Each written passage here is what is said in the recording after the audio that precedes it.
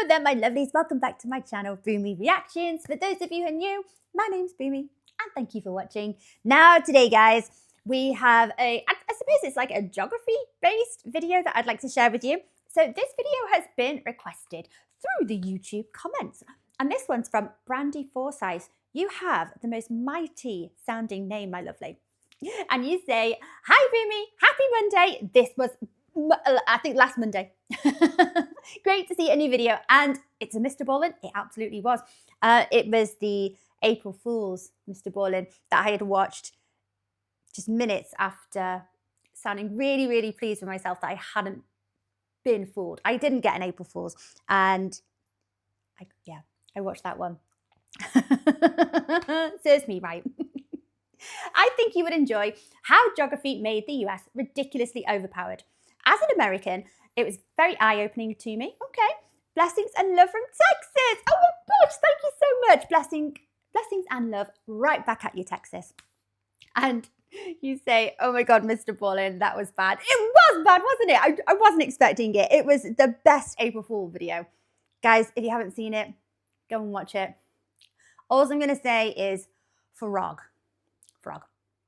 Anyway.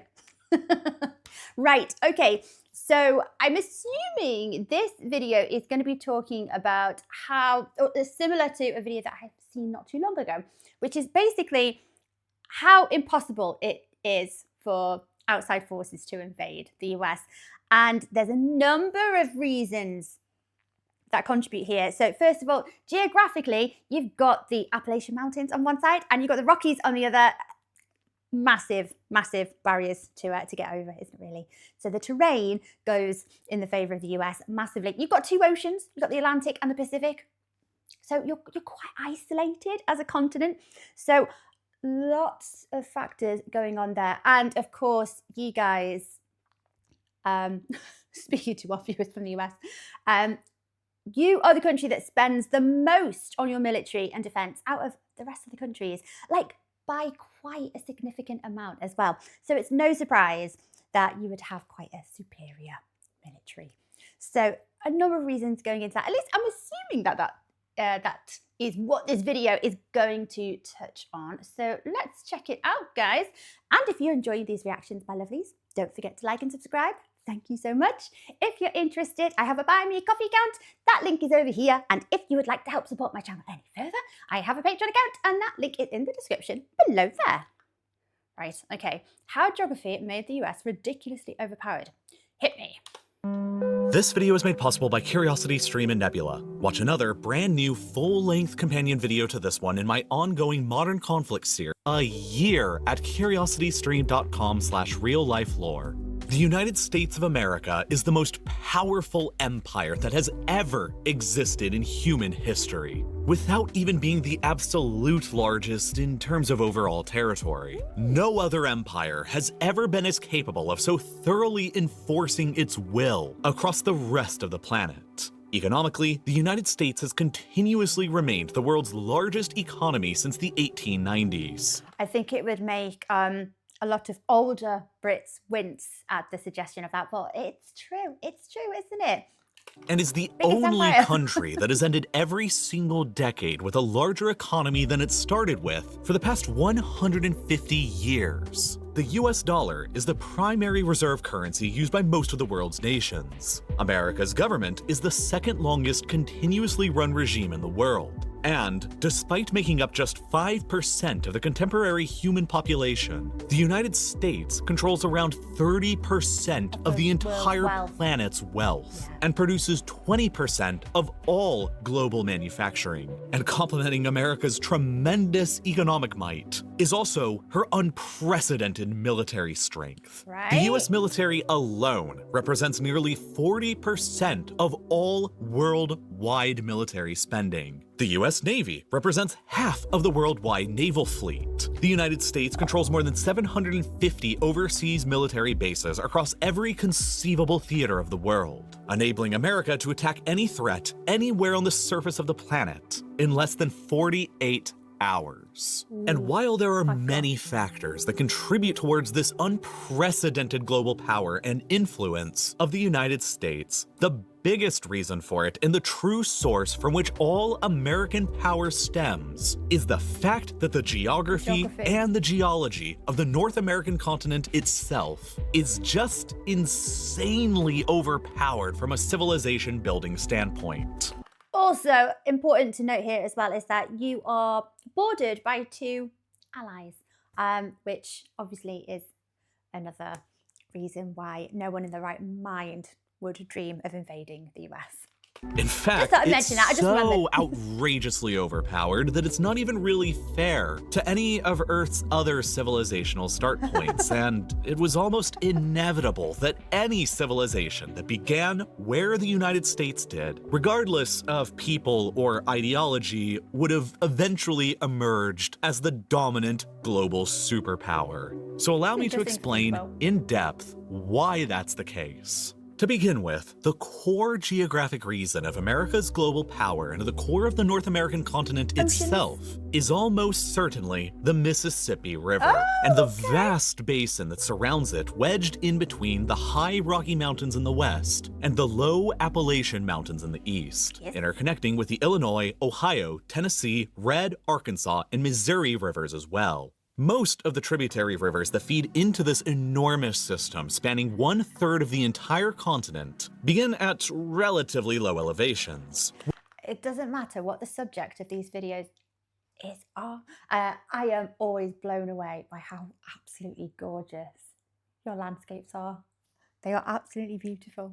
Which effectively means that the majority of the basin's rivers are calm and absent of any obstacles like rapids, and have therefore been easily navigable for thousands of years without the need for any advanced technology, expensive development, or infrastructure. The most important thing to understand about the Mississippi River itself is that it is the longest navigable river in the world, meaning that since time immemorial, anyone could essentially sail a boat carrying supplies or people from the Gulf of Mexico into the Mississippi's mouth and up more than 3,000 kilometers deep into the North American interior before hitting the river's only natural waterfall here, which, without coincidence, is exactly where the Twin Cities of Minneapolis and St. Paul was settled. The navigable section of the Mississippi River from these waterfalls down to the delta in the Gulf of Mexico is more than 3 times the length of the Rhine in Europe, and 1/3 longer than even the Danube, Europe's second longest river. Navigable rivers like the Mississippi or the Rhine are tremendously valuable to generating economic activity because they are substantially cheaper to use as transportation of goods and people than land-based infrastructure.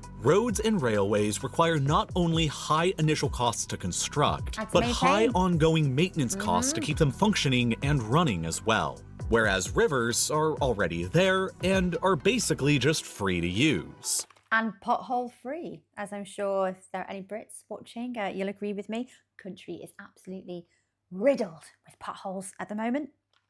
The only costs involve creating ports and boats to carry stuff up and down them. And as a result of that, shipping products by water as opposed to land is anywhere from 10 to 30 times less expensive in the modern 21st century era. And do you have this naturally occurring river system running more or less straight through the continent here? Civilizations who have more navigable rivers will be able to retain substantially higher amounts of profits from all the capital that they'll be saving on transportation costs. This fact instantly makes the Mississippi River, as the longest navigable river in the world, tremendously economically valuable to anybody who controls it. Farms and factories built along or nearby the 3,000 kilometers of its banks between the Delta and the Gulf of Mexico and the waterfalls at Minneapolis, St. Paul are capable of cheaply exporting their products further downstream and out into the world ocean toward global markets. But the Mississippi River itself is only the main stem of the overall greater network of navigable rivers found across the greater Mississippi Basin, granting settlements as deep into the interior of North America as Pittsburgh, Cincinnati, Minneapolis, Chicago, Sioux City, St. Louis, Memphis, Muskogee, Shreveport, and more to effectively become oceanic ports, all capable of exporting their various products cheaply down the Mississippi River network towards the Gulf of Mexico.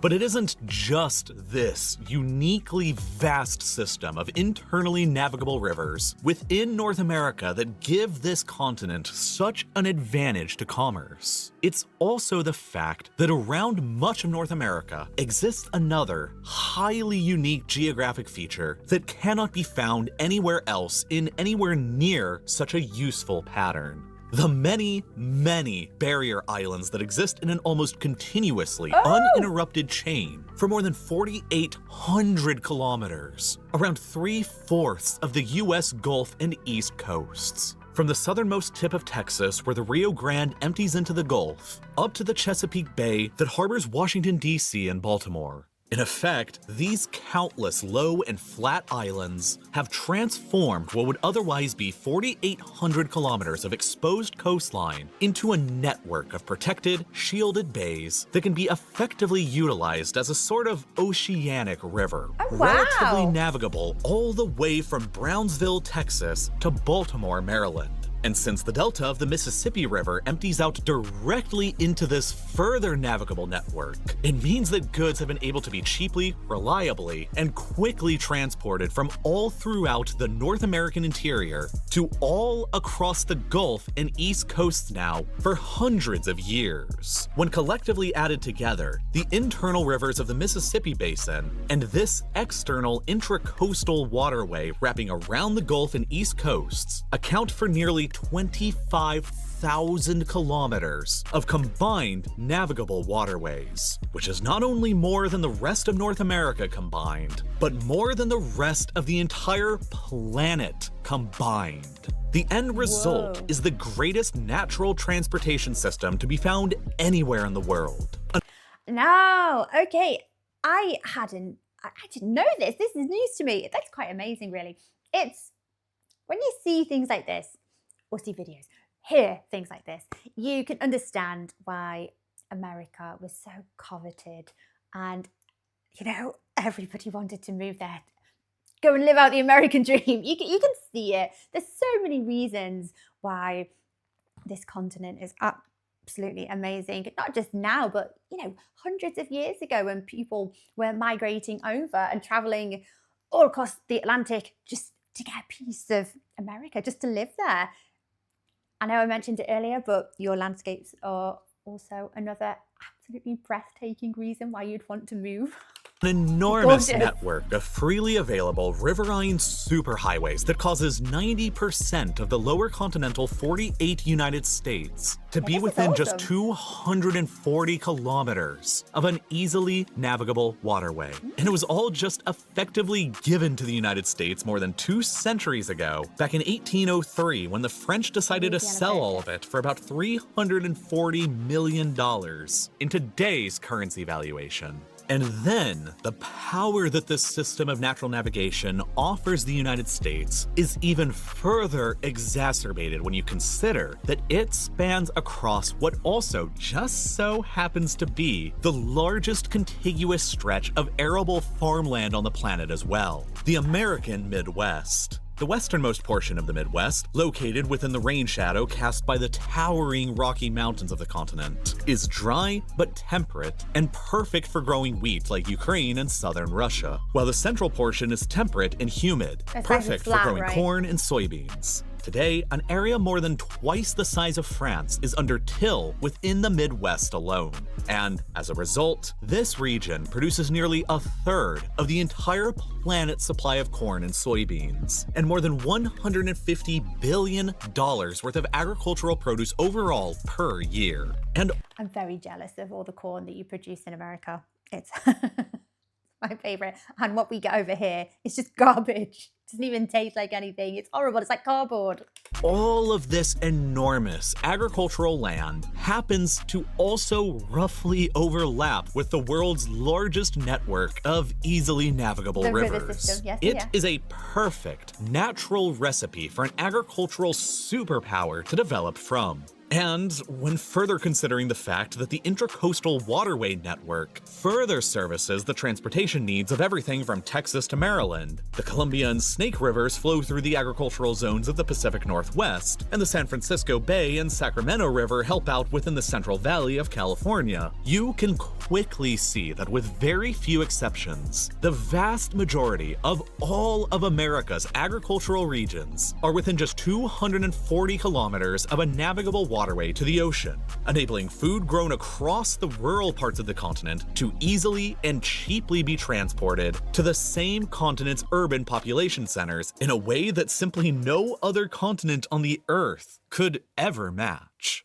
And we're still pretty much just at the beginning here of explaining the sheer scale of North America's geographic advantages towards maritime power and commerce. Because you also have to consider the many, many natural indentations of the continental coastline itself that creates many of the greatest natural oceanic deep water harbors in the world. In order for a natural harbor to make a good port, they must really have three crucial ingredients: deep passages for shipping, enough resources in the immediate hinterland to support cities that can support the port, and plenty of coastal frontage area. When only considering natural harbors across the world that possess all three of those critical factors, the top three largest of them are all within continental North America and controlled by the United States outright. The Chesapeake Bay between Maryland and Virginia, the San Francisco Bay surrounded by California, and the Puget Sound of Washington State. These three are arguably the most impressive natural harbors found anywhere on the surface of the Earth. Okay. While the Chesapeake Bay itself, all on its own, has a longer coastline than the entirety of India combined. I was going to say, if you look at the surface area of all these little bits of land kind of sticking out there, if you look at all the surface area, that is an awful lot of coast, isn't it? When added together, the entire coastline of the modern United States is well over 3.5 times the length of the entire African continent. Despite the fact that Africa itself is more than 3 times larger than the United States in terms of overall land. This means that the United States coastline on the Atlantic, Gulf, and Pacific has a greater overall potential for ports than any other country on the Earth, bar none, and can even fit in significantly more ports than entire other continents are capable of. And then there's also the fact that with a little modern civil engineering, the United States acquired a second enormous internal navigable waterway in the mid-20th century, the Great Lakes.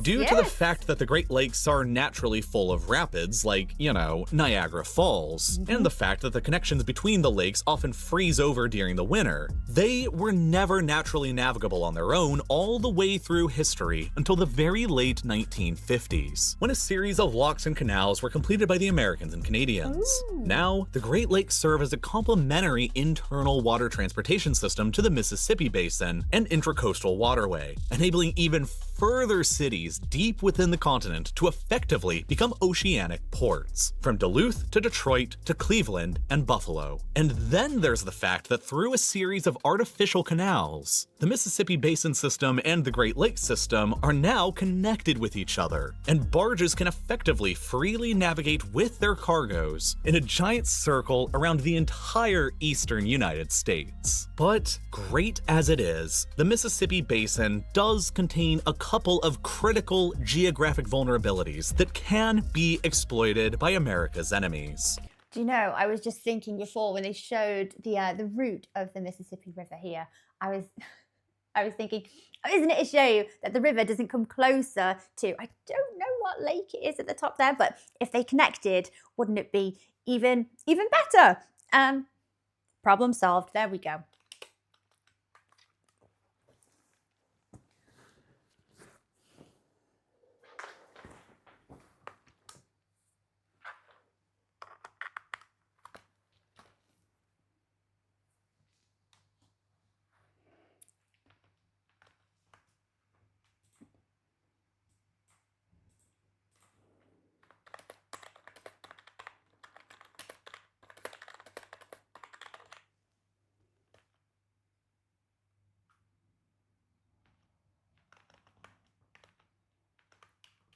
and both revolve essentially around New Orleans, the most strategically important city in the entire United States, because it serves as the gates between the entire Mississippi River superhighway network and the Intracoastal Waterway and Gulf of Mexico. Should New Orleans ever fall into enemy hands or be somehow destroyed, the link between the greatest river network for transportation in the world and the global ocean would be blocked, and the whole system, along with the American economy, would effectively break down.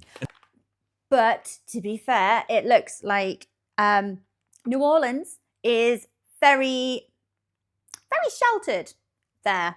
So it would be difficult for enemies to even reach New Orleans, right? There are theoretically two, arguably easier ways to accomplish this, besides from capturing or destroying New Orleans itself. The first way is to take advantage of Cuba. You see, Cuba is probably the most strategically valuable piece of the North American board that the United States doesn't outright control or have significant influence over. This is because of the way the island juts into the Gulf of Mexico, creating two straits that all ships coming back and forth through the Gulf and the greater world ocean have no other choice but to pass through. The Florida Straits in the north, or the Yucatan Strait in the south. All on its own, Cuba is too small of an island to ever leverage the strategic position to threaten the trade of America's underbelly between New Orleans, the Mississippi Basin, the Intracoastal Waterway, and the outside world. But when placed under the sway of a major power from another continent, it absolutely can be, as nearly happened during the early 1960s, when the Soviet Union began placing nuclear missiles and troops there. Cuba can hypothetically be utilized as a springboard to attack the United States' most significant geographic advantage. And as a result, Washington has been actively carrying out the longest trade embargo of modern history against the island for more than 60 years now, desperately hoping to bend its people towards its will and to prevent any large, hostile foreign power from ever becoming too established there. Just highlights its strategic value here, doesn't it? The other incredible weakness is almost paradoxically the Mississippi River itself, which has desperately wanted to change its course now for decades. For thousands of years now, the Mississippi River has always meandered around over long periods of time, and it's— I love that. The river meanders. It just gives like the impression that the Mississippi River has a personality, you know. It's on a bit of a go slow. You can't decide where this river goes. It's going to do what it wants. It's going to do, the river's going to do the river. And it just ambles by. I love it. Delta has shifted across various positions along the Louisiana Gulf Coast. Back in the 1970s, the river would have naturally shifted course away from its current path, beginning in a location that hardly anyone will have ever heard of, the small town of Vidalia, Louisiana. From here, the Mississippi would have begun flowing into what's currently known as the Atchafalaya River, down to a new delta in the Gulf about 120 kilometers southwest of present-day New Orleans. Had this been naturally allowed to happen, the entire Mississippi River would have diverted completely around the cities of Baton Rouge and New Orleans, leaving their river-based infrastructure stranded and their people without any source of fresh water, and creating a new delta for the river in an area that is presently, essentially, the middle of nowhere. The end result would have been an economic catastrophe for the United States of unprecedented proportions. Oh my gosh! And so, in anticipation, the United States Army Corps of Engineers constructed what is probably their proudest accomplishment: the $2 billion old river control structure within the small town of Vidalia, which artificially forces the Mississippi River to unwillingly continue down its historical path towards Baton Rouge and New Orleans, where all the infrastructure built up over centuries is actually located. But you know, like I said, the river's going to do the river. I don't think you can make the river, you know, stay in its current direction and continue on its natural path. It's convincing it, you know, it's kind of talking it into it, like, hey, buddy, come on, yeah, come back down here. should this structure personifying ever a river. somehow Yeah. fail in the future, the mighty Mississippi would almost immediately and violently snap courses to flood down the Atchafalaya towards the Gulf instead, flooding everything in its path and effectively destroying the utility of all America's industrial and agricultural processing infrastructure between Baton Rouge and New Orleans, and temporarily shutting down most of the Mississippi Basin's superhighway system until new infrastructure could be built down in the new delta. These weaknesses, though, are essentially only hypothetical. The fact is that the land where the United States is placed in is the best suited location in the entire world for a civilization to develop into a colossally capable maritime empire, for all the reasons that I've already explained, and for many more. For example, there's also the fact that for centuries now, the United States has been capable of developing within this continental-sized landmass without the fear of any regional rivals developing to either the north or the south in Canada or Mexico. See, I mentioned this before. It's worth noting, yes, you've got allies on either side, either borders, so you don't have to constantly use resources fighting and, losing territory and trying to gain territory from these because they're allies. Worth mentioning, it wasn't just a random comment from Boomy, and I make a lot of them. I've never heard of this about the Mississippi trying to change its course. How on earth did they notice that this was almost a thing, that this nearly happened? How did they notice? And then how can they predict what the new course of the river would be? I have so many questions every video. I know.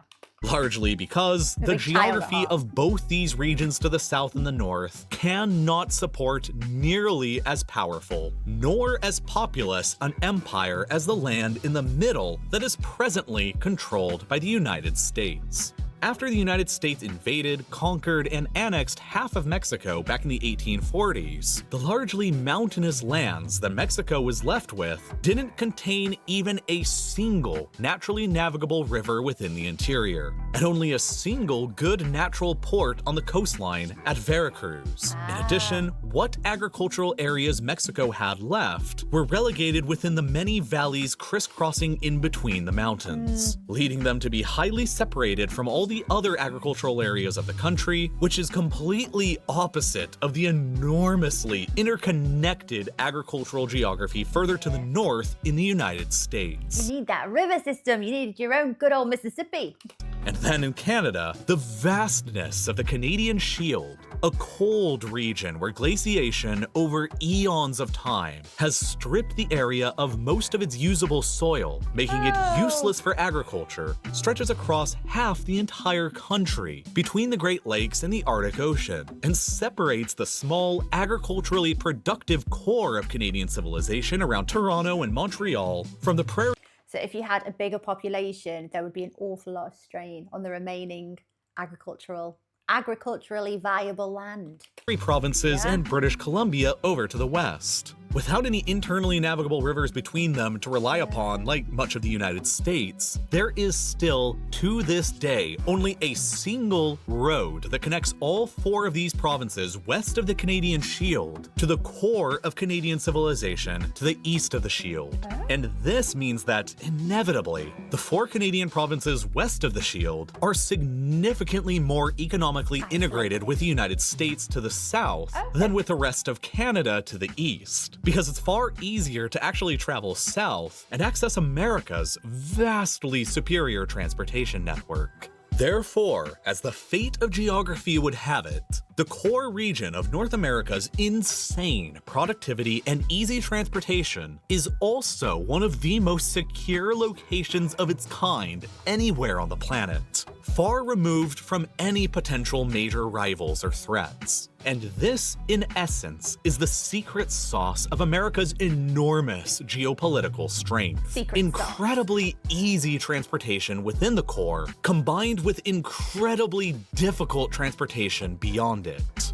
Not only can no rivals easily develop within North America to threaten the core, but two enormous oceans separate the core from all other continents as well, essentially transforming the United States into an island empire, but of continental scale. Oceans are incredibly difficult for invading militaries to travel across. In 1940, with the domination of continental Europe, Adolf Hitler had to cancel the invasion of England across the English Channel because it was proving too logistically difficult for the Nazi war machine to pull off. And that channel is only 33 kilometers wide at the narrowest point. The shortest distance between the United States and Europe is nearly 5,000 kilometers across the open ocean, and it's even further away from Asia across the vast and empty Pacific. So, as a result, the core of the United States has never been invaded by a hostile foreign power in more than 2 centuries since the British in 1815, because it's largely impossible to actually do so, especially when considering that the United States also controls half of the naval tonnage of all the world's navies and dominates the entirety of the world's oceans. And even if somehow a foreign power was capable of miraculously overcoming the largest, most capable, and most technologically advanced navy in human history, and then transporting and supplying hundreds of thousands to millions of troops. I was just going to say, so even if you minimize how much of a gigantic ordeal it would be to cross these vast oceans to reach the US, you've then got to confront a very, very large naval power. So just don't attempt it. Across thousands of kilometers of open ocean and landing them on the beaches of North America, it still wouldn't even really matter because the North American continent has essentially all of the resources required for modern civilization and modern militaries located deep within it. This is the other huge key to the power of the modern United States: North America's raw geologic potential. For many decades, the specter of overdependence on other nations and other continents for their energy resources towered over the minds of America's most strategic planners. Though it was once the largest producer and exporter of oil in the world throughout the early 20th century and provided nearly 6 out of 7 of all the barrels of oil used by the Allies of World War II, America's days as a major oil-producing nation were believed to be ending by the mid-1970s, as demand rapidly outpaced production in the post-World War II boom economy. By 1973, with the country importing more than a third of its entire oil supply from abroad, the United States was suddenly especially vulnerable to international oil embargoes coming from OPEC, the Organization of Petroleum Exporting Countries, consisting of countries across the Middle East, Africa, and Venezuela. At that time, the countries of OPEC represented half of all the oil production in the world, and their decision to embargo the United States due to their support of Israel during the Yom Kippur War shut them out from that half of the world's supply and caused American energy prices to skyrocket. Later on, after the 1979 Islamic Revolution in Iran, the United States became shut out from that country's entire rich supply of oil as well. And as the demand for oil within the United States continued to increase throughout the 20th century, and with domestic production never capable of catching up, America found itself in a position where, by 2005, the country was importing a whopping 60% of its oil supply from abroad, an amount that is, percentage-wise, highly similar to what China imports today. We are experiencing very similar things. Again, you know, when things happen on the other side of the planet, you know, one of the first things that tends to happen is the oil prices, the fuel prices go up. Here in the UK at the moment, I believe it's due to come down, but the cost of fuel, and this is going to make US viewers wince, because our fuel is already more expensive than yours anyway. So we're nearly looking at £2 British per litre. I'm not going to go away on my phone and convert it to what it would be per gallon or dollars per gallon, but nearly £2 per litre. And that's for diesel. It's a little bit less for petrol, but not an awful lot less. Yes. Consequence, American foreign policy was, for decades in the later 20th century, dominated and constrained by this heavy dependence on the outside world for its oil supplies. But beginning in the early 21st century, a revolution in the oil and gas industry back at home would permanently change this reality with profound and still unknown consequences. Technological and economic innovations in drilling technology and techniques now known as fracking were finally unlocking the ability of oil and gas companies to economically crack the hydrocarbon code of shale rock, which had remained elusive for more than a century beforehand. Beginning in Texas as recently as 1998 within a region known as the Barnett around Dallas-Fort Worth, the news that shale rock could be economically harvested for oil and gas began to rapidly spread like wildfire. These new shale discoveries revealed that Texas possessed many of the largest oil and gas fields known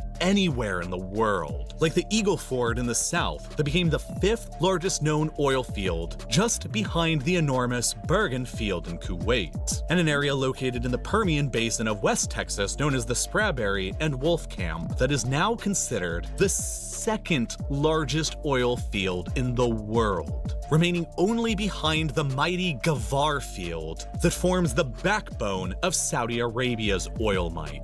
In the span of just a single decade, this new reality and these enormous discoveries rocketed Texan oil production 5-fold to make the state a larger oil producer than every single country in OPEC besides Saudi Arabia itself. And today, Texas alone produces 45% of the United States' entire domestic oil production. And so that makes you far less reliant on the politics of other nations to access your oil demands. Okay, can you supply the UK? Could we have some Texan oil, please?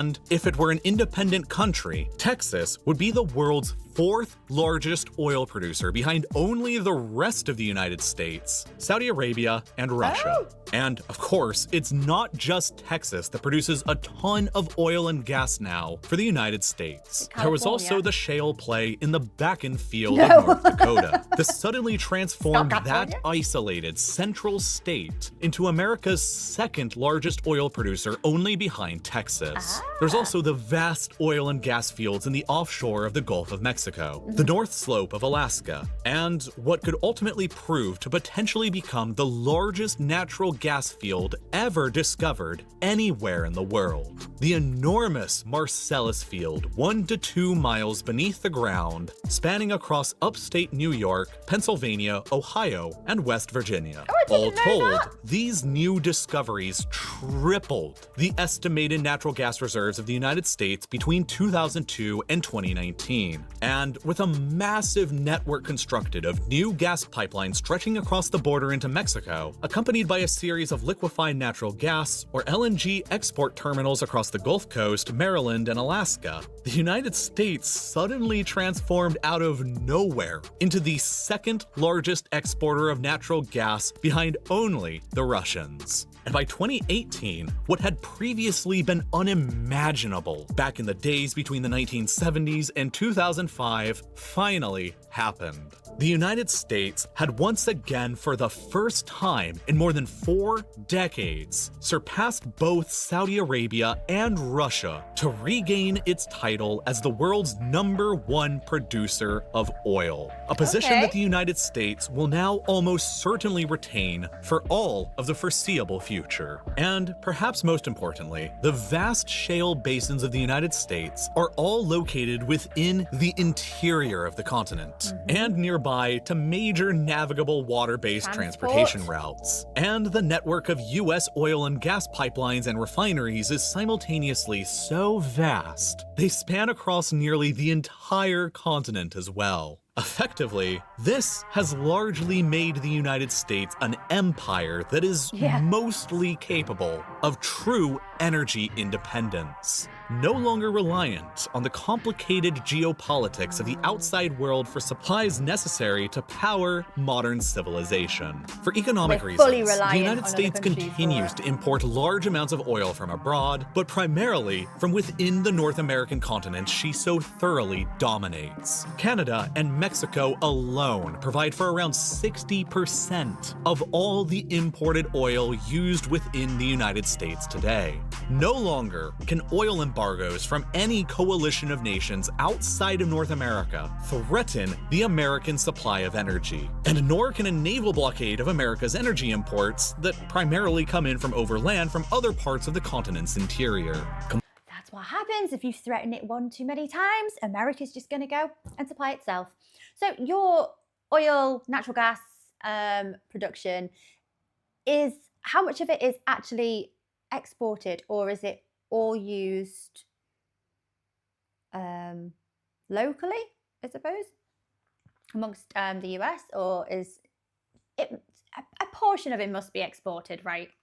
Combined, these geographic and geologic strengths add together to make the United States the most formidable global power of the 21st century and human history. But it doesn't mean that the country is completely immune to external attack and without weakness. Even though the United States is now largely energy independent in terms of oil and gas, the country continues to maintain an extremely heavy presence across the oil and gas-rich Middle East. Not because it directly relies on oil and gas from there for themselves, but because the resources of the Middle East are absolutely central to the wider global economy at large, and vital for many of the United States' most significant allies in East Asia. Any disruption in the flow of oil and gas out of the Middle East through the Strait of Hormuz would be incredibly destructive to the world economy. A world economy that the United States has found itself increasingly integrated and interconnected with today. As much as 30% of the entire modern US GDP and nearly 40 million American jobs stem from this interconnected web of trade with the rest of the world, which means that to a large extent, the United States is, in fact, still dependent on the rest of the world, and especially the region of the world that most powers it, the Middle East. This is why in 1991, decades before the shale revolution, the United States was so swift to destroy the army of Saddam Hussein after he led Iraq into invading and conquering neighboring Kuwait. By seizing control of Kuwait, Saddam found himself personally in control of more than 20% of the entire world's supply of oil known at the time. After mobilizing his army on the borders of Saudi Arabia immediately afterwards, it appeared clear that he was going to invade that country as well and seize control over their oil fields, catapulting him into possession of 45% of the world's known supply of oil, which effectively would have made Saddam Hussein the master of oil's price and supply across the planet. Unwilling to tolerate that threat to the global economy, the United States mobilized the largest coalition of nations ever seen since the Second World War and went to war against his army, liberating Kuwait and pushing Iraqi forces back across the border. But by doing so, the United States committed to basing large numbers of troops in Saudi Arabia nearby to the front line, and they didn't leave following the war's conclusion. Combined with the US's financial support for the Saudi regime, the harsh economic sanctions imposed on Iraq following the end of the war, and the staunch American support for Israel, these events all contributed to Osama bin Laden and his Al-Qaeda organization to attack the United States directly in the deadliest single attack ever perpetrated against the American heartland on September the 11th, 2001. In response, the United States initiated the War on Terror and subsequently invaded the landlocked, mountainous Afghanistan, where the local Taliban regime was shielding bin Laden and Al-Qaeda. And so began what would ultimately transform into the longest war in American history that would last for the next 20 grueling years. And ultimately, after more than 2 decades of fighting that cost more than $2 trillion and over 140,000 lives across the country, the United States ultimately decided to withdraw almost exactly 1 year ago, back in August of 2021. Culminating in an ultimate Taliban resurgence that swept over the country and catapulted them back into power yet again. And just what this did for the people there. You know, I'm not going to dive into the politics too much. It's opening a can of worms. But I just think of the rights of the women. I've heard absolutely awful things to these poor women.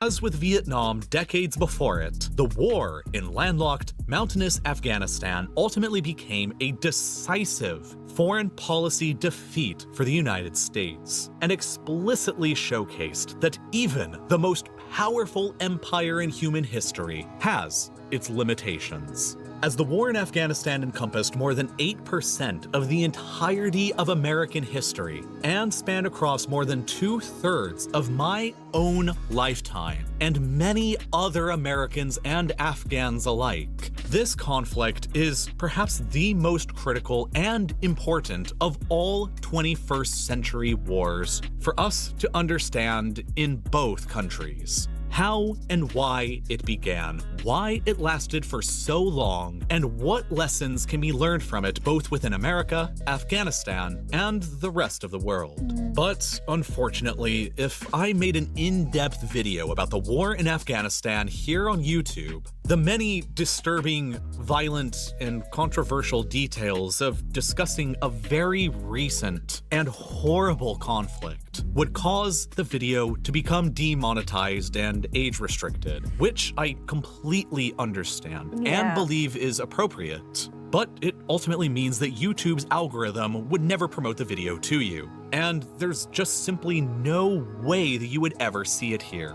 And that's why instead, I created yet another full-length companion video to this one in my ongoing Modern Conflict series that's about the exact same length as this video that covers the entire course and explanation into America's war in Afghanistan from the very beginning in 2001 to the very end in 2021 and uploaded it directly to Nebula. Oh my gosh, some of those sound really interesting. And yeah, I understand what he says about the videos being quite controversial and maybe not pushed by YouTube because of the controversy. I get it. Right, okay, super interesting. Okay, so this video wasn't actually about America's defense as a continent, you know, how it would scenarios that what would happen if it was under attack. It's kind of brushed on it a little bit though, hasn't it? So yes, geographically very overpowered. It would virtually be impossible, wouldn't it? There's no nation on the planet that could invade the US. Why would you? Why would you spend so much energy, so much resources on such a grueling task? And it would be a grueling task, wouldn't it? It would not be an easy thing for any army, any navy, just any nation. It just would not be an easy thing to do whatsoever.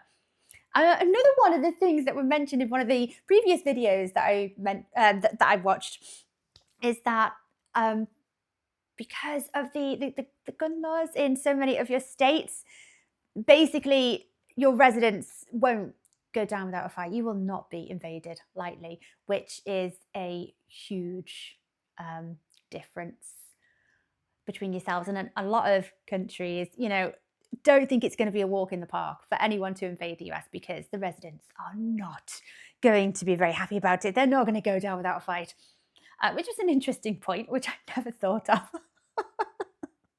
So yes, oh my gosh, no more dependence on other nations less dependence on other oil producers, other countries that supply oil and fuels, which we have been at the mercy. The UK has been very much at the mercy of over the years. Yes, so overpowered to say the least. Oh my gosh, this was a very interesting video. Thank you so much. Thank you, Brandy Forsyth, for requesting this video. It was an amazing watch. Thank you, my lovely. So guys, I hope you found that as interesting as I did. Take care of yourselves, and I will see you next time. Bye-bye.